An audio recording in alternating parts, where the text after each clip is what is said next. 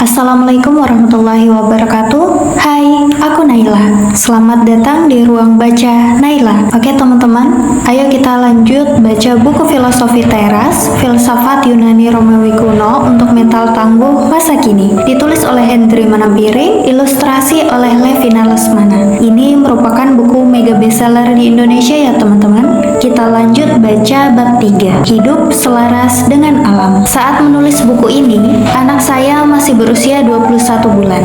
Jika memungkinkan, saya senang menyempatkan diri berjalan-jalan dengannya di kompleks perumahan saat pagi atau sore hari. Saya senang mengamati bagaimana dia berkembang dari bayi yang tidak bisa apa-apa hingga sekarang sudah mulai berjalan dan mencoba belajar berlari. Ada yang lucu dari caranya berlari yang belum sempurna. Tangannya masih lurus menggantung dan belum merayun layaknya cara berlari orang yang lebih dewasa.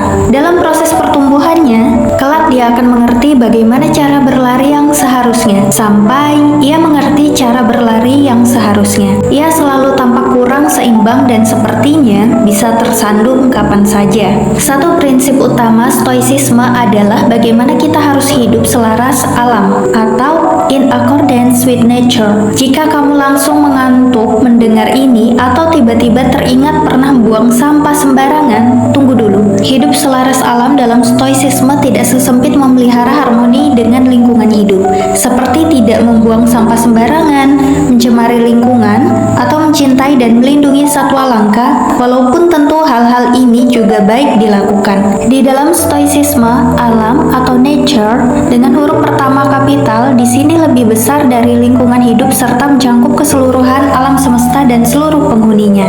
Dalam konteks nature dari manusia, stoicisme menekankan satu-satunya hal yang dimiliki manusia yang membedakannya dari binatang. Hal tersebut adalah nalar, akal sehat, rasio, dan kemampuan menggunakannya untuk hidup berkeutamaan atau life of virtues. Manusia yang hidup selaras dengan alam adalah manusia yang hidup sesuai dengan desainnya, yaitu makhluk bernalar, dikaitkan dengan konsep arete di bab sebelumnya. Maka, manusia yang hidup dengan arete atau virtu atau keutamaan adalah ia yang sebaik-baiknya menggunakan nalar dan rasionya. Karena itulah esensi nature mendasar dari menjadi manusia. Sampai di sini mungkin kamu berpikir, ya elah, apa istimewanya ini? Gue juga udah tahu kalau manusia lebih pintar dari binatang. Ini mungkin pemahaman lama bagi kita semua. Tetapi kemudian, stoicisme lebih jauh lagi mengajarkan mengapa kita harus selalu menggunakan nalar. Argumennya kurang lebih seperti berikut. Jika kita ingin hidup bahagia, bebas dari emosi negatif, kita harus hidup selaras dengan alam. Alam memberikan manusia nalar sebagai fitur unik yang membedakannya dari binatang. Hidup selaras dengan alam untuk manusia artinya kita harus menggunakan nalar. Saat kita tidak menggunakannya, kita menjadi tidak berbeda dengan binatang. Ketika kita tidak menggunakan nalar kita akan rentan merasa tidak bahagia karena kita telah tidak selaras lagi dengan alam. Bayangkan, singa yang sifat dasarnya adalah tinggal di savana luas di alam bebas, kemudian harus tinggal di kurungan sempit di kebun binatang. Singa yang hidupnya sudah tidak selaras lagi dengan alam ini, rasanya sulit merasa bahagia. Bahkan, walaupun makanannya dijamin sekalipun. Coba kita pikirkan situasi-situasi sehari-hari di mana kita mungkin kehilangan akal sehat walau hanya sesaat. Kita menerima email pekerjaan yang menurut kita sengaja menyinggung perasaan pribadi. Kita segera membalas email tersebut dengan kosakata berbagai penghuni kebun binatang. Padahal kita tidak berkantor di kebun binatang. Kita sedang berkendara di jalan. Kemudian, kendaraan kita disalip orang. Serta merta kita emosi dan marah-marah. Bahkan sampai mengejar penyerobot tersebut untuk membalas dendam. Padahal, kita sedang naik skuter. Sementara yang nyalip naik mobil Ferrari. Tapi kekejar juga sih kalau lagi macet. Kita mencium wangi parfum perempuan lain di baju suami, dan tanpa berpikir panjang, kita mengelus pipi suami pakai panci dengan kecepatan tinggi. Kita baru berkenalan dengan perempuan cantik, kemudian langsung mengajaknya tidur bersama. Kita terprovokasi unggahan atau postingan di media sosial dan langsung emosi, sehingga kita marah-marah di bagian komentar atau komen, atau segera meneruskan ke banyak orang tanpa mengecek dulu kebenarannya. Di semua contoh situasi tadi, kita sedang tidak menggunakan nalar atau rasio dan hanya mengikuti hawa nafsu, apakah kira-kira semua tindakan tadi akan membawa hasil yang positif? Inilah yang dimaksud oleh stoicisme agar kita hidup selaras dengan alam, yaitu sebisa mungkin di setiap situasi hidup kita tidak kehilangan nalar dan berlaku seperti binatang yang akhirnya berujung kepada ketidakbahagiaan dan dalam beberapa kasus benjol di kepala orang lain. Makhluk sosial.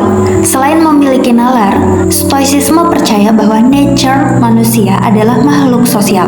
Artinya, kita harus hidup sebagai bagian dari kelompok yang lebih besar. Jika digabungkan dengan prinsip manusia harus menggunakan nalar tadi, seorang praktisi stoa diharapkan untuk hidup secara sosial, tidak mengisolasi diri dari manusia lainnya, dan juga berhubungan dengan orang lain secara rasional. Percuma kalau pintar dalam banyak hal, tetapi memutuskan hubungan dengan sesamanya. Sebaliknya, percuma juga kalau kita aktif secara sosial, tetapi tidak menggunakan nalar, dan bahkan sampai dikuasai emosi negatif seperti marah, dengki, iri hati, dan lain-lain. Penggunaan nalar dan hidup sosial berjalan beriringan. Kita semua tahu bahwa hidup dengan orang lain pada kenyataannya memang tidak mudah. Setiap hari kita akan berhadapan dengan perilaku orang lain yang menjengkelkan. Nanti kita akan melihat bagaimana caranya praktisi stoicisme bisa hidup berdampingan dengan orang lain secara rasional dan damai. Bahkan di antara orang yang kita anggap menyebalkan sekalipun. Keterkaitan segala sesuatu di dalam hidup atau interconnectedness. Hidup selaras dengan alam menuntut kita menyadari adanya keterkaitan interconnectedness di kehidupan ini. Stoicisme melihat segala sesuatu di alam semesta ini sebagai keterkaitan, bagaikan jaring-jaring raksasa, termasuk semua peristiwa di dalam hidup kita sehari-hari. Dengan kata lain, kejadian-kejadian yang ada di dalam hidup kita adalah hasil rantai peristiwa yang panjang dari peristiwa besar sampai peristiwa yang terkesan remeh sekalipun. Jadi, jika suatu hari kita menginjak kucing di jalan, umumnya tidak sengaja. Saya tidak pernah kenal orang yang senang menginjak kucing, maka ini bukanlah sebuah peristiwa acak atau random, tetapi adalah hasil rantai banyak peristiwa lain. Misalnya, si kucing di situ karena memang sudah kebelet dan pada saat itu titik tersebut tampak nyaman untuk si kucing buang hajat. Kemudian, kita pas sedang melewati jalanan tersebut dan sibuk stalking media sosial mantan sampai tidak memperhatikan jalan dan jrek, terinjaklah kucing itu. Tidak ada peristiwa yang betul-betul kebetulan, atau dengan kata lain, sesuatu yang sudah terjadi di masa lalu dan sedang terjadi pada detik ini juga adalah hal tak terhindarkan, karena merupakan mata rantai dari peristiwa-peristiwa sebelumnya. Coba kita membayangkan peristiwa-peristiwa penting dalam hidup kita yang tentunya lebih signifikan daripada menginjak kucing di jalan. Bisa dimulai dari proses kelahiran kita bisa merunut ke belakang rantai peristiwa yang akhirnya berujung kepada kelahiran kita. Dan mungkin kita akan menemukan bahwa hal-hal signifikan di hidup kita sekarang adalah hasil rantai panjang konsekuensi sebuah peristiwa belasan atau bahkan puluhan tahun lampau. Baik peristiwa besar maupun sepele. Misalnya, bagaimana kita bisa ada di dunia? Karena selama kira-kira 9 bulan kita dikandung ibu dengan bayi. Bagaimana ibu bisa mengandung kita? Well, tidak perlu dijelaskan di sini. Seharusnya ya gitu deh, Bapak nakal. Bagaimana terjadinya itu? Karena ayah dan ibu sebelumnya menikah. Mengapa mereka menikah? Karena sebelumnya mereka mungkin sudah pacaran selama beberapa lama dan kemudian memutuskan untuk mengikat tali pernikahan. Bagaimana mereka awalnya bertemu? Karena dikenalkan oleh teman yang merasa mereka berdua akan cocok. Bagaimana teman ini tahu kedua calon orang tua kita ini? Karena dia kebetulan adalah teman kuliah mereka. Bagaimana orang tua kita bisa menjadi teman kuliah dengan orang ini? Karena orang tua kita secara terpisah memilih atau dipaksa untuk kuliah di tempat tersebut, dan seterusnya dan seterusnya. Maka, jika dirunut, kelahiran kita di dunia ternyata adalah konsekuensi dari mata rantai peristiwa hidup yang sangat panjang, yaitu gabungan banyaknya peristiwa dan keputusan-keputusan yang diambil para pelaku hidup di sekitar kita, dan juga orang-orang yang tidak kita kenal. Hal ini berlaku untuk seluruh hal yang pernah dan sedang terjadi di dalam hidup kita, baik besar maupun kecil, dari tempat kita akhirnya bersekolah atau kuliah atau bekerja sampai kejadian kita ketinggalan kereta. Semua peristiwa-peristiwa ini sesungguhnya tidak berdiri sendiri, tetapi hanyalah peristiwa yang terus bersambung. Karena keterkaitan adalah bagian dari alam nature, melawan atau mengingkari peristiwa yang terjadi dianggap sama dengan melawan alam. Melanjutkan contoh tadi, marah-marah karena sepatu Jordan terbaru kita menginjak kucing adalah melawan alam dan sebuah kesia-siaan. Lebih sia-sia lagi marah-marah kepada sang punya Begitu juga dengan menyesali kondisi kita dilahirkan. Entah itu kondisi keluarga, negara kita dilahirkan, kondisi kesehatan kita saat dilahirkan, dan lain-lain. Semuanya sudah terjadi mengikuti keteraturan alam. Jadi, untuk apa disesali, ditangisi, dan disumpah serapahi? Semua hal yang terjadi di masa lalu dan baru saja terjadi di detik ini, termasuk sekarang saat kamu sedang baca buku ini, terjadi mengikuti aturan alam ini. Untuk iseng-iseng, coba dirunut peristiwa apa saja penyebab kamu bisa membaca buku ini sekarang. Apakah artinya filosofi ini mengajarkan pasrah pada keadaan? Sama sekali tidak.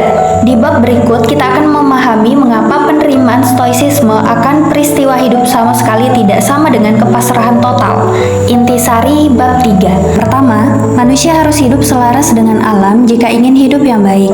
2. Keluar dari keselarasan dengan alam adalah pangkal ketidakbahagiaan. 3. Hidup selaras dengan alam artinya kita harus sebaik-baiknya menggunakan nalar, karena itulah yang membedakan manusia dan binatang. 4. Filosofi teras percaya bahwa segala sesuatu di alam ini saling terkait, interconnected, termasuk di dalamnya segala peristiwa yang terjadi di dalam hidup kita.